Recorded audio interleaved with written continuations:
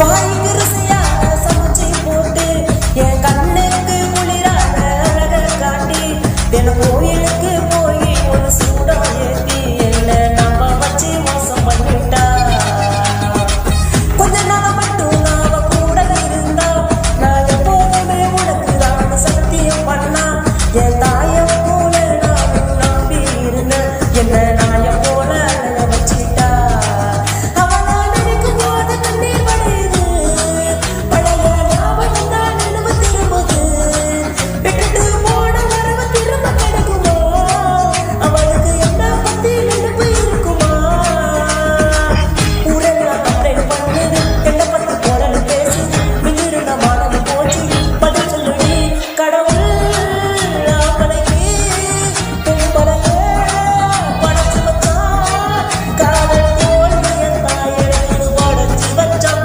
ஆனா கெட்ட வார்த்தையை மட்டும் எனக்கு எழுதி வச்சான்.